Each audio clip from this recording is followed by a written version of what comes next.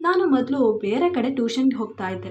ಆದರೆ ಅಲ್ಲಿ ಆ ಅಕ್ಕನ ಮದುವೆ ಆಗಿತ್ತು. ಅಮ್ಮ ಬೇರೆ ಕಡೆ ಸೇರಿಸ್ಬೇಕು ಅಂತ ನೋಡ್ತಾ ಇದ್ರು. ನಾನು 10ನೇ ತರಗತಿ ಓದ್ತಾ ಇದ್ದೆ. ಅದರಲ್ಲೂ ಈಗೀಗ ಸಿಲೆಬಸ್ ತುಂಬ ಕಷ್ಟ ಆಗಿತ್ತು. ನಾವಾಗೆ ಒಳ್ಳೆ ಮಾರ್ಕ್ಸ್ ತೆಗಿಯೋಕ್ಕಾಗ್ತಾ ಇರಲಿಲ್ಲ. ಹಾಗೆ ಒಂದು ರಿಟೈರ್ಡ್ ಆಗಿರುವ ಮೇಡಮ್ ತುಂಬ ಮಕ್ಕಳಿಗೆ ಟ್ಯೂಷನ್ ಮಾಡ್ತಾಯಿದ್ರು. ಆದರೆ ನಮ್ಮ ಏರಿಯಾದಿಂದ 2 ಏರಿಯಾ ಬಿಟ್ಟು ಹೋಗಬೇಕಿತ್ತು. ಆದರೆ ಅಲ್ಲಿ ಓದೋರೆಲ್ಲ ಒಳ್ಳೆ ಒಳ್ಳೆ ಮಾರ್ಕ್ ತೆಗೆದಿದ್ರು. ಅದಕ್ಕೆ ಅಮ್ಮ ದೂರ ಆದರೂ ಪರವಾಗಿಲ್ಲ, ನೀನು ಸೈಕಲ್ನಿಂದ ಹೋಗಿ ಬಾ ಅಂತ ಹೇಳಿ ಕಳಿಸಿದ್ರು. ನಾನು ಹೋದೆ. ಅಲ್ಲಿ ತುಂಬ ಜನ ಫ್ರೆಂಡ್ಸ್ ಇದ್ದರು. ಅದರಲ್ಲಿ ನನ್ನ ಕ್ಲಾಸ್ಮೇಟ್ ಕೂಡ ಇದ್ದ, ನಿಖಿಲ್. ಈ ಟ್ಯೂಷನ್ ಮೇಡಮ್ ನನ್ನ ನೋಡಿದ ತಕ್ಷಣ, ಓ ಬಾ ನೀವೇನಾ, ನೆನ್ನೆ ನಿನ್ನ ಅಮ್ಮ ಹೇಳಿದ್ದು ಅಂತ ನನ್ನ ಕೆನ್ನೆ ಚುಟಿ ಹೇಳಿದ್ರು. ನಾನು ಹಾಂ ಅಂತ ಹೇಳಿ ಕೆನ್ನೆನ ಸವರ್ಸ್ಕೋತಿದ್ದೆ. ನನಗೆ ಒಂಥರ ಆಯಿತು, ನಾನು ಇಷ್ಟು ದೊಡ್ಡವನಾಗಿದ್ದೀನಿ, ಇನ್ನು ಚಿಕ್ಕ ಮಕ್ಕಳು ಮಾಡ್ತಾರಲ್ಲ ಹಾಗೆ ಕೆನ್ನೆ ಎಲ್ಲರ ಮುಂದೆ ಚಿವುಟಿದ್ದಾರಲ್ಲ ಅಂತ. ಮತ್ತೆ ಹೇಳಿದರು, ನೀನು ತುಂಬ ಹ್ಯಾಂಡ್ಸಮ್ ಆಗಿದ್ದೀಯಾ, ಅನಿಸೋದೇ ಇಲ್ಲ ನೀನು 10ನೇ ತರಗತಿ ಅಂತ. ಹಾಂ ಹೌದು, ನಾನು ಸ್ವಲ್ಪ ದಪ್ಪ ಮತ್ತು ಅದಕ್ಕೆ ಸರಿಯಾಗಿ ಹೈಟ್ ಆಗಿದ್ದೆ. ನನ್ನ ಬೆಳವಣಿಗೆ ತುಂಬ ಇತ್ತು. ಆದರೆ ಹೀಗೆ ಆ ಮೇಡಮ್ ಯಾಕೆ ಹೇಳ್ತಾ ಇದ್ದಾರೆ ಅಂತ ಯೋಚನೆ ಮಾಡ್ತಾ ಇದ್ದೆ. ಹಾಂ ಬಂದು ಕೂತ್ಕೊ ಅಂತ ಹೇಳಿದ್ರು. ನಾನು ಹೋಗಿ ನನ್ನ ಫ್ರೆಂಡ್ ಹತ್ರ ಕೂತ್ಕೋತಿದ್ದೆ. ಆಗ ನನ್ನ ನೋಡಿ ಸ್ಮೈಲ್ ಮಾಡಿದ್ರು. ಆಗ ಎಲ್ಲರೂ ಆಶ್ಚರ್ಯವಾಗಿ ನೋಡ್ತಾ ಇದ್ರು. ನನಗೆ ಟ್ಯೂಷನ್ ಮುಗಿದಾಗ ಗೊತ್ತಾಯಿತು ಯಾಕೆ ಎಲ್ಲರೂ ಆಶ್ಚರ್ಯವಾಗಿ ನೋಡ್ತಾ ಇದ್ರು ಅಂತ. ಯಾಕೆ ಅಂದರೆ ಎಲ್ಲರಿಗೂ ಏನೇ ಹೇಳ್ಕೊಡ್ಬೇಕಿದ್ರು ಕೋಪದಿಂದ ಹೊಡೆದು ಹೇಳ್ಕೊಡ್ತಾಯಿದ್ರು.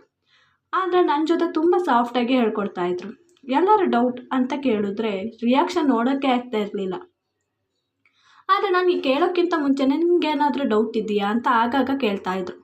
ಟ್ಯೂಷನ್ ಮುಗಿದ ಮೇಲೆ ನಿಖಿಲ್ ಕೇಳ್ದ, ಆ ಮೇಡಮ್ ನಿನ್ನ ಸಂಬಂಧಿಕರ ಅಂತ. ಅದಕ್ಕೆ ಇಲ್ಲ ಅಂದೆ. ನಾನು ಹೇಳಿದೆ, ನಂದು ಮೊದಲನೇ ದಿನ ಅಲ್ವಾ, ಹಾಗೆ ಅನಿಸುತ್ತೆ ನನ್ನ ಜೊತೆ ಹಾಗೆ ರಿಯಾಕ್ಟ್ ಮಾಡಿದ್ದು ಅಂದೆ. ಅವನು ಆದರೆ ನಾವು ಮೊದಲನೇ ದಿನದಿಂದ ಹೀಗೆ ಬೈಗುಳ ಕೇಳ್ಕೊಂಡಿದ್ದೀವಿ ಅಂತ ಹೇಳ್ದ. ನಾನು ಮಾರನೇ ದಿನ ಬಂದಾಗಲೂ ಹಾಗೇ ಇದ್ದರು.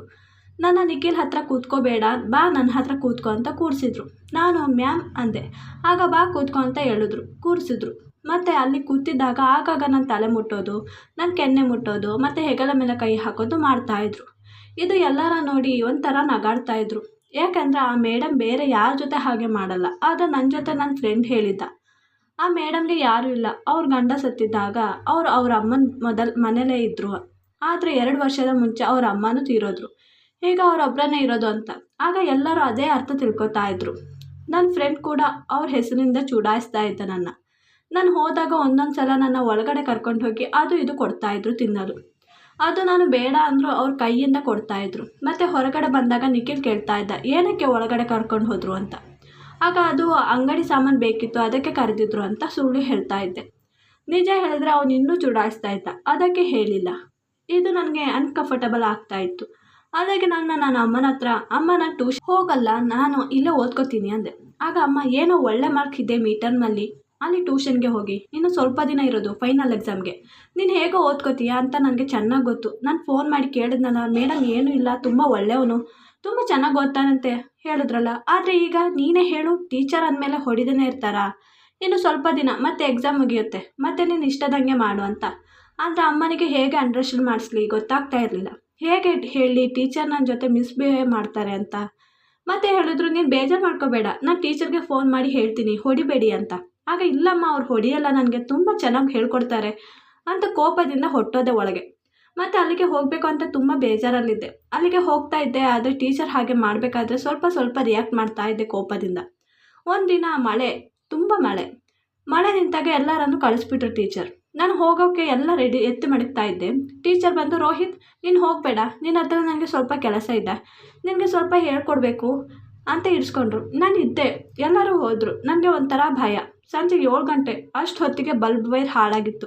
ಟೀಚರ್ ಹೇಳಿದ್ರು, ಮೇಲೆ ಹತ್ತಿ ಸ್ವಲ್ಪ ವೈರನ್ನು ಅಲ್ಲಾಡಿಸು, ಸರಿಯಾಗುತ್ತೆ ಅಂತ. ಆಗ ಹಾಗೆ ಮಾಡಿದೆ, ಸರಿ ಆಯಿತು. ನನ್ನ ಅಲ್ಲಿ ಕೂರಿಸಿದ್ರು. ತಿನ್ನಲು ತಿಂಡಿ ಕೊಟ್ಟರು ಮತ್ತು ಹಾರ್ಲಿಕ್ಸ್ ಕೊಟ್ಟರು. ನಾನು ಬೇಡ ಟೀಚರ್, ನಾನು ಹೋಗ್ತೀನಿ, ಮನೆಗೆ ಲೇಟ್ ಆಗ್ತಾ ಇದೆ, ನನ್ನ ಅಮ್ಮ ಕಾಯ್ತಾ ಇರ್ತಾರೆ ಅಂದೆ. ಆಗ ಇರು, ನಿನ್ನ ಅಮ್ಮನಿಗೆ ಫೋನ್ ಮಾಡಿ ಹೇಳ್ತೀನಿ, ನಿನ್ನ ಮಗನಿಗೆ ಸ್ವಲ್ಪ ರಿವಿಷನ್ ಮಾಡಬೇಕು, ಇವತ್ತು ಇಲ್ಲೇ ಇರಲಿ ಅಂತ. ಆದರೆ ನಾನು ನಿರಾಕರಿಸಿದೆ. ಆದರೆ ಅವರು ನನ್ನ ಮಾತು ಕೇಳದೆ ಫೋನ್ ಮಾಡಿ ಹೇಳಿದ್ರು.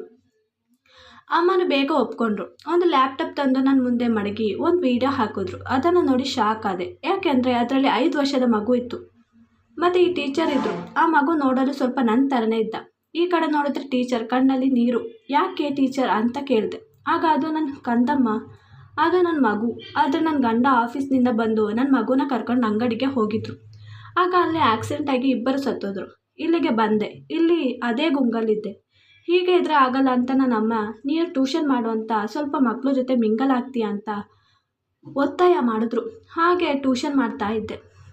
ಹಾಗೆ ನನ್ನ ತಾಯಿನೂ ಸತ್ತೋದ್ರು. ಆದರೆ ನನಗೆ ಕೋಪ ಕಮ್ಮಿ ಆಗ್ತಾ ಇರಲಿಲ್ಲ. ಎಲ್ಲರ ಮೇಲೆ ರೇಗಾಡ್ತಾ ಇದ್ದೆ. ಆದರೆ ನಿನ್ನ ನೋಡಿದ್ದೆ ನನ್ನ ಮಗ ಬಂದ ಹಾಗೆ ಆಯಿತು. ಆದರೆ ನನ್ನ ಫೀಲಿಂಗ್ನ ಕಮ್ಮಿ ಮಾಡೋಕ್ಕೆ ನೋಡ್ತಾ ಇದ್ದೆ. ಆದರೆ ತಾಯಿಯ ಮಮತೆ ಕಮ್ಮಿ ಮಾಡೋಕ್ಕಾಗಲ್ಲ. ಅದಕ್ಕೆ ನಾನು ನಿನ್ನ ಜೊತೆ ಹಾಗೆ ಇದ್ದದ್ದು. ಆದರೆ ನೀನು 2-3 ದಿನದಿಂದ ನನ್ನ ಇಗ್ನೋರ್ ಮಾಡೋಕ್ಕೆ ನೋಡ್ತಾ ಇದ್ದೆ, ಕೋಪ ಮಾಡ್ತಾ ಇದ್ದೆ. ಅದಕ್ಕೆ ನನಗೆ ತುಂಬ ನೋವಾಗ್ತಾ ಇತ್ತು. ಅದಕ್ಕೆ ನಾನು ನಿನ್ನ ಜೊತೆ ಎಲ್ಲ ಹೇಳೋಣ ಅಂತ ಇಲ್ಲೇ ನಿಲ್ಲಿಸಿದೆ ಅಂತ ಹೇಳಿ ಜೋರಾಗಿ ಪಾಪ ಅಳ್ತಾ ಇದ್ರು. ನನಗೆ ತುಂಬ ಬೇಜಾರಾಯಿತು. ಮತ್ತು ಅಂದ್ಕೊಂಡೆ ಅವ್ರ ಮಗನ ಥರ ನೋಡ್ತಾ ಇದ್ದದ್ದು. ಆದರೆ ನಾನು ಏನೆಲ್ಲ ತಿಳ್ಕೊಂಡೆ ಅಂತ ಅಂದ್ಕೊಂಡೆ. ನಾನು ಅವರನ್ನು ಅಪ್ಪಿಕೊಂಡೆ. ಆ ದಿನ ನಾನು ಅಲ್ಲೇ ಇದ್ದೆ. ಅಲ್ಲಿ ಅವ್ರು ಟೀಚರ್ ಆಗಿ ಇರಲಿಲ್ಲ, ಬದಲಾಗಿ ಅಮ್ಮನಾಗಿ ಇದ್ದರು. ಅವತ್ತು ಅವ್ರ ದುಃಖ ಭಾವನೆ ಮತ್ತು ಅವ್ರ ಮಗನ ಸ್ಟೋರಿ ಎಲ್ಲ ಹೇಳಿ ಅವ್ರ ನೋವನ್ನು ಸ್ವಲ್ಪ ಕಮ್ಮಿ ಮಾಡಿಕೊಂಡ್ರು. ಮತ್ತು ನಾನು ಅವರಿಗೆ ಮಾತು ಕೊಟ್ಟಿದ್ದೆ, ಏನೇ ಆಗಲಿ ಇವತ್ತಿನಿಂದ ನಿಮ್ಮ ಮಗನ ಥರ ಇಲ್ಲೇ ಇರ್ತೀನಿ ಮತ್ತು ಬರೋದು ಹೋಗೋದು ಮಾಡ್ತಾ ಇರ್ತೀನಿ.